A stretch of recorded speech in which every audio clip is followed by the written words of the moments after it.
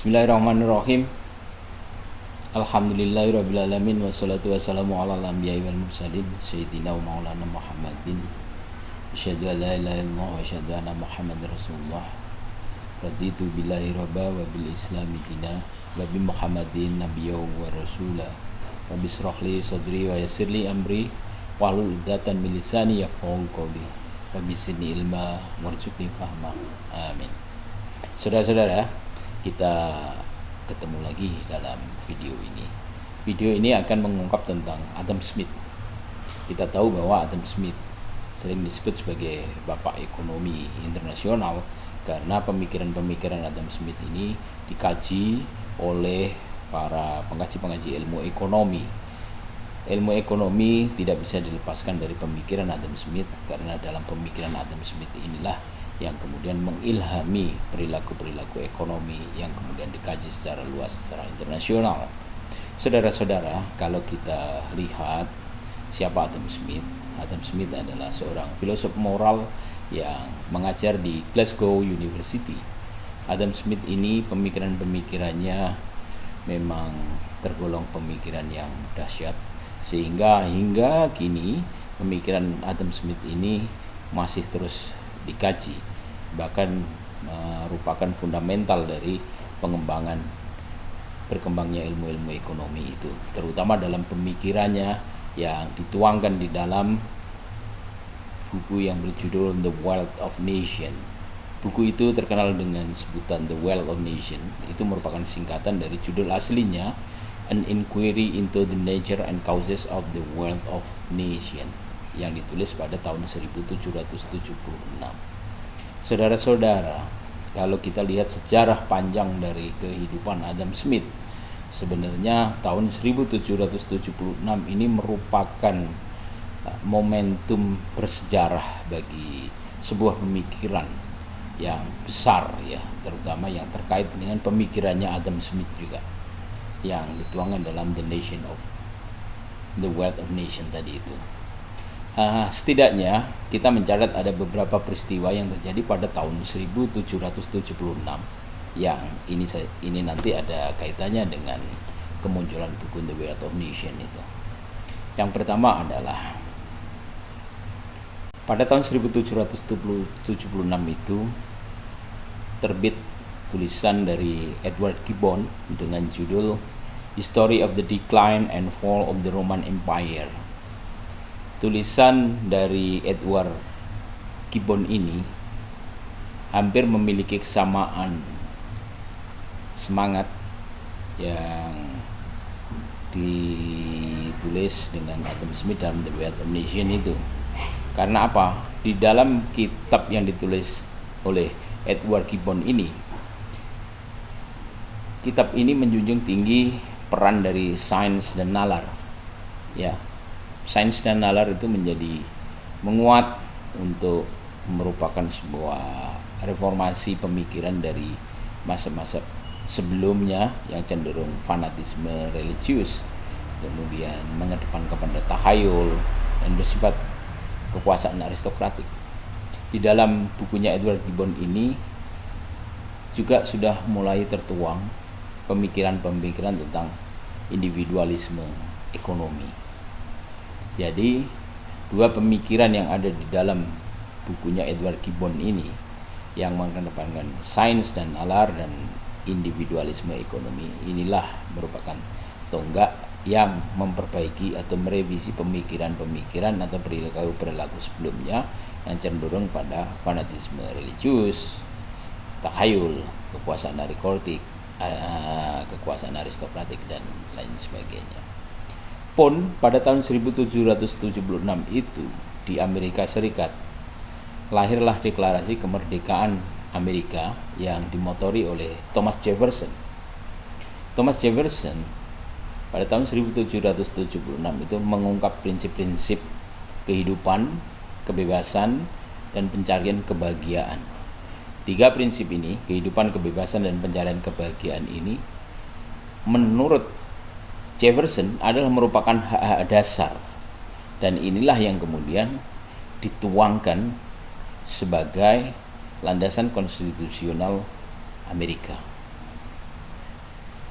Pada tahun 1776 ada peristiwa yang cukup heboh juga, yaitu meninggalnya David Hume.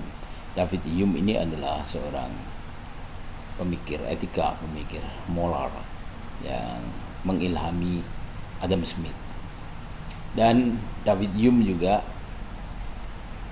merupakan seseorang yang sangat setuju akan adanya kebebasan ekonomi dan sangat setuju pula untuk dilaksanakannya perdagangan yang beradab. Pemikiran-pemikiran David Hume ini menginspirasi Adam Smith yang kemudian tertuang di dalam The Wealth of Nations. Kalau kita lihat dari latar belakang pemikiran dari The Wealth of Nations ini, Adam Smith tampaknya risau pada kondisi ketika itu di Eropa Barat, di mana usia harapan hidup masyarakat di Eropa Barat ketika itu adalah kurang dari 40 tahun. Artinya mereka mati muda. Terjadi banyak kematian-kematian yang bersifat prematur itu. Kematian-kematian muda seperti itu. Karena apa? Karena banyak penyakit di sana, banyak kelaparan-kelaparan. Hanya sedikit sekali orang yang berkecukupan di dalam kehidupannya. Inilah yang menggambarkan suatu fenomena yang sangat menyedihkan. Bahkan Thomas Hobbes ketika itu menggambarkan kondisi seperti itu, ada kondisi yang sepi, miskin, kacau, kejam, dan kondisi yang sangat singkat. Ini menggelisahkan Adam Smith. Kemudian Adam Smith di dalam kegelisahannya itu berpikir bagaimana caranya untuk mampu memberikan sumbangan agar terjadi standar hidup yang semakin tinggi, kebutuhan makan yang tercukupi, tempat tinggal dan pakaian yang layak. Ini seperti apa? Kegelisahan-kegelisahan itulah kemudian dituangkan dalam pemikirannya ke dalam buku yang berjudul The Wealth of Nations tadi itu. Jadi kalau kita lihat seperti itu, maka pada tahun 1766 ini sebenarnya muncullah pemikiran-pemikiran yang mencerdaskan, pemikiran-pemikiran yang mencerahkan. Oleh karena itu wajar bila kemudian para pengkaji mengatakan bahwa pada tahun 1776 itu adalah merupakan tanda lahirnya profetik pemikiran atau disebut dengan tahun profetik. Nah, tahun profetik ini yang kemudian sangat terkenal ketika itu, sehingga dalam bahasa Inggrisnya, dalam bahasa Prancisnya ditulis L'Époque des Lumières. Itu pada tahun 1776. Nah, 1776 setelah bergulir, Eropa Barat sepertinya menemui suatu keadaan yang mencerahkan kembali, karena setelah itu pada tahun 1800-an muncul revolusi industri terutama, sehingga munculnya mesin-mesin pemintal atau mesin tenun itu, mesin uap ya, ditemukannya uap itu membuat teknologi semakin maju. Revolusi industri kemudian terjadi dan lapangan pekerjaan semakin banyak, sehingga upah real meningkat, standar hidup juga meningkat. Inilah yang kemudian disebut dengan masa pencerahan atau masa modern itu. Nah, saudara-saudara, kalau kita lihat dari pemikiran The Wealth of Nations atau pemikiran Adam Smith yang dituangkan dalam The Wealth of Nations itu tadi, sebenarnya Adam Smith menfokuskan pada dua kebebasan, yaitu kebebasan politik dan kebebasan berusaha. Nah, kebebasan politik dan kebebasan berusaha ini merupakan deklarasi kebebasan ekonomi. Itulah inti dari pemikiran Adam Smith dalam The Wealth of Nations, yang judul panjangnya adalah An Inquiry into the Nature and Causes of the Wealth of Nations. Jadi saudara-saudara, pemikiran Adam Smith ini sebenarnya adalah esensi dasarnya untuk mengangkat derajat hidup manusia. Caranya adalah dengan memperbaiki pola kerja, pola kemakmuran masyarakat, sehingga Dari yang semula kerjanya 16 jam per hari, ini kemudian dinormalkan sebagaimana standar kehidupan, standar produktivitas manusia. Upah yang minimum yang menjadi masalah pokok dan usia harapan hidup 40 tahun, inilah yang perlahan-lahan ingin dicarikan solusinya. Nah, ketika Adam Smith itu memunculkan sebuah solusi, sebenarnya dia terilhami oleh pemikiran-pemikiran Isaac Newton. Adam Smith mengatakan itu, bahwa Isaac Newton itu memberikan sumbangan inspirasi yang besar bagi pemikiran-pemikiran Adam Smith. Sumbangan yang diberikan oleh Isaac Newton terhadap pemikiran Adam Smith adalah terletak pada konsep universal dan harmonis. Konsep universal dan harmonis ini kemudian mengilhami Adam Smith yang dipikirkannya selama 12 tahun untuk menghasilkan sebuah buku ini, sehingga dua pemikiran yang bersifat universal dan harmonis itu dijadikan menjadi prinsip yang saling mendukung, saling berkaitan oleh Adam Smith, yaitu prinsip kemakmuran universal dan kebebasan alamiah. Kemakmuran universal dan kebebasan alamiah ini saling berkelindan. Kebebasan alamiah dijadikan instrumen dasar untuk tercapainya kemakmuran universal. Nah, menurut Adam Smith, dua prinsip ini, yaitu kemakmuran universal dan kebebasan alamiah, ini adalah merupakan fundamen untuk menghasilkan kekayaan dan pertumbuhan real dari ilmu ekonomi. Dengan dua prinsip ini pula, yaitu prinsip kemakmuran universal dan kebebasan alamiah ini, Adam Smith mendobrak pemikiran-pemikiran merkantilis. Dia melakukan kritik atas pemikiran-pemikiran kaum merkantilis. Kaum merkantilis ketika itu menekankan pada penguasaan perdagangan dan politik. Kaum merkantilis umumnya berpendapat bahwa ekonomi dunia itu stagnan. Kekayaannya itu bersifat tetap. Maka untuk menjadi lebih kaya, ya diperlukan upaya-upaya untuk mengorbankan yang lain dengan cara mengumpulkan emas sebanyak-banyaknya dari seluruh dunia. Oleh karena itu, penerapannya dalam merkantilisme ini kemudian menghasilkan perilaku-perilaku yang bersifat imperialisme, kolonialisme, monopolisme, dan lain sebagainya. Kontrol perdagangan dilakukan secara ketat, terutama untuk tarif dan kuota. Ada eksploitasi emas. Itulah yang terjadi, pemikiran-pemikiran yang dikembangkan oleh kolonialisme. Kalau kita lihat dari pemikiran ekonomi, pemikiran merkantilisme coraknya adalah upaya pertambangan, menambang mineral-mineral itu tinggi karena orientasinya adalah mencari emas tadi itu. Dan dalam perdagangan, ekspor harus lebih besar daripada impor. Itulah untuk menciptakan kemakmuran. Nah, dari pemikiran ini, maka sifat dari pemikiran merkantilisme atas ekonomi adalah terjadinya proteksionisme. Ya. Nah, proteksionisme ini merupakan suatu konsekuensi dari pemikiran-pemikiran yang dikembangkan oleh merkantilisme. Inilah yang kemudian dikritik oleh Adam Smith. Adam Smith mengatakan bahwa jika merkantilisme ini diteruskan, maka yang terjadi adalah akan terjadinya konflik di seluruh dunia, akan menyebabkan perang antar bangsa. Karena apa? Karena efek dari kolonialisme, monopolisme, kontrol perdagangan, dan penguasaan emas ini adalah memunculkan ketidakadilan, dan ketidakadilan itu akan memicu terjadinya perlawanan. Oleh karena itu, konflik akan senantiasa terjadi pada sistem merkantilisme. Oleh karena itu, sistem merkantilisme harus diganti. Nah, caranya bagaimana? Dibuatlah sistem pemikiran ekonomi yang komprehensif. Nah, dari pemikiran ini kemudian Adam Smith menemukan dua tadi itu sebagai prinsipnya, yaitu kemakmuran alamiah, kemakmuran universal, dan kebebasan alamiah. Nah, Prinsip inilah yang diperjuangkan Adam Smith untuk menggeser pemikiran merkantilisme tadi itu.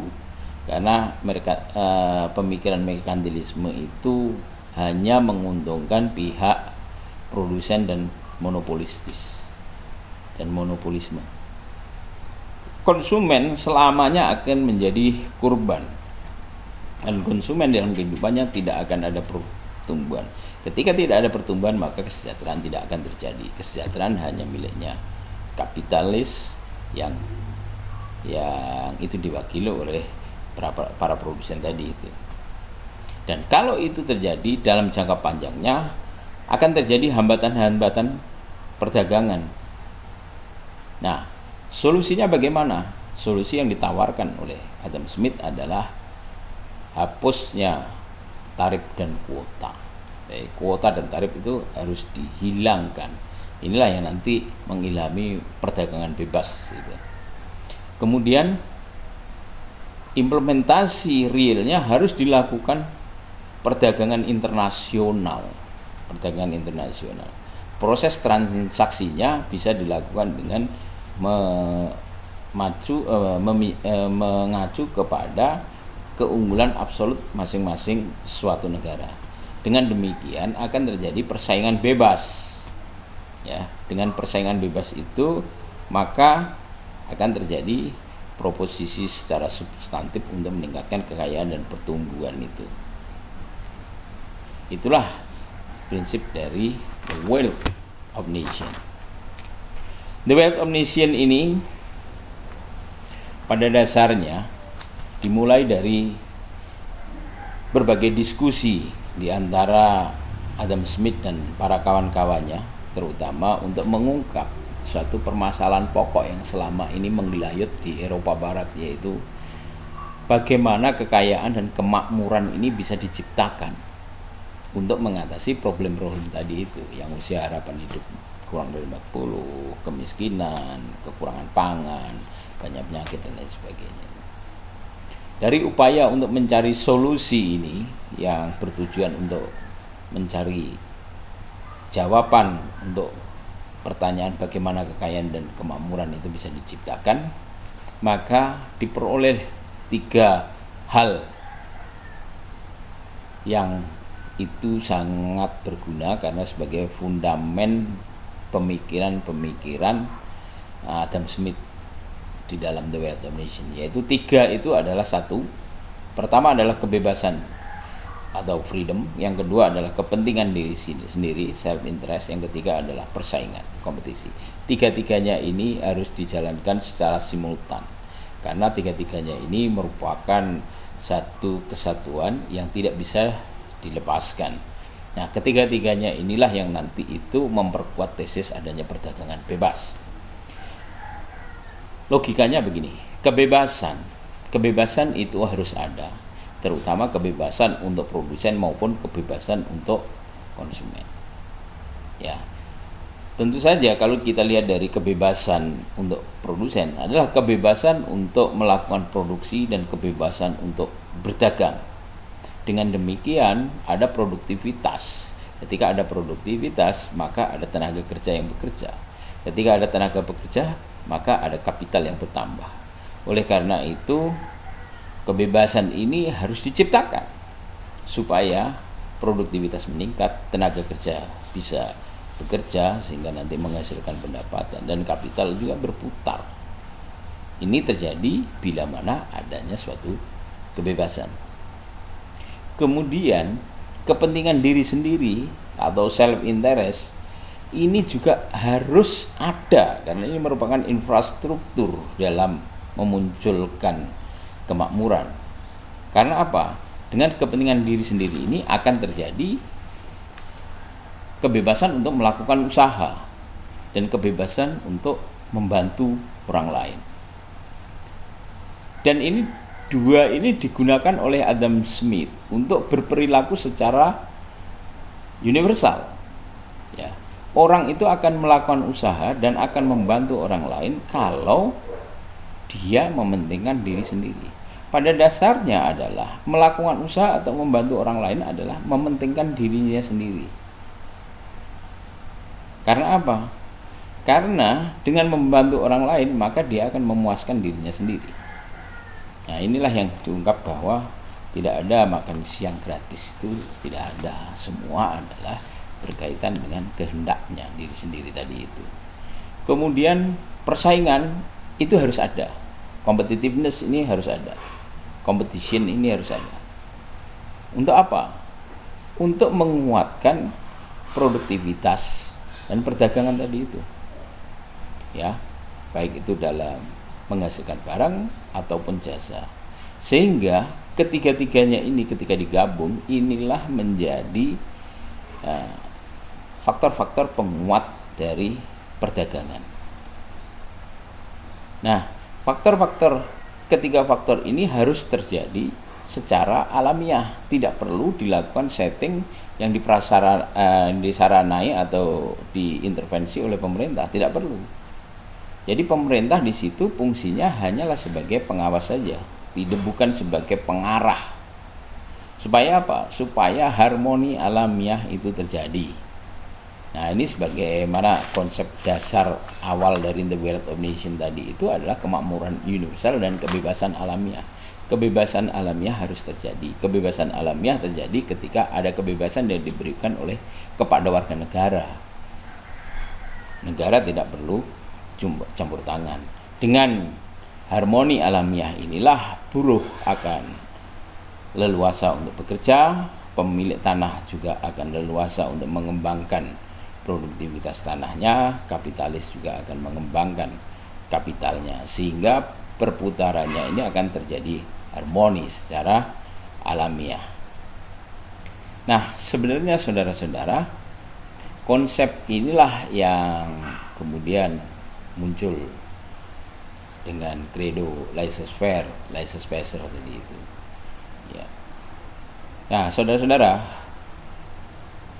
kalau kita simak secara bersama, konsep ini sebenarnya konsep yang diarahkan untuk perdagangan. Self interest yang ada di situ adalah untuk menciptakan the invisible hand. Nah, the invisible hand terjadi karena apa? Karena kalau orang-orang itu melakukan pemenuhan kepentingannya sendiri, maka seolah-olah di situ ada daya tarik antar individu dan kemudian perilaku akan tertata secara harmoni oleh kepentingan individu tadi itu. Nah, dalam konteks hubungan antara produsen dan konsumen itu muncul pernyataan yang seperti ini. Ya, beri apa yang saya inginkan, Anda akan mendapat yang Anda inginkan. Nah, kalau dalam bahasa produsen gini, beri apa yang saya inginkan, menginginkan profit, kalau itu diberikan, maka Anda akan mendapatkan apa yang Anda inginkan. Maka dia akan melayani konsumennya dengan produk yang bagus. Sebaliknya juga begitu, kalau konsumen menginginkan barang yang bagus, maka kalau konsumen itu dapat produk yang bagus yang terpenuhi, kebutuhannya terpenuhi, maka dia rela untuk memberikan profit kepada produsen. Nah, inilah sebenarnya yang menjadi ungkapan dari Adam Smith. Nah, dari sini terjadilah harmoni. Artinya individualisme itu mengacu kepada hal ini. Bila seseorang berinteres kepada dirinya sendiri dan melakukan untuk kepentingan diri sendiri, maka akan terjadi harmoni.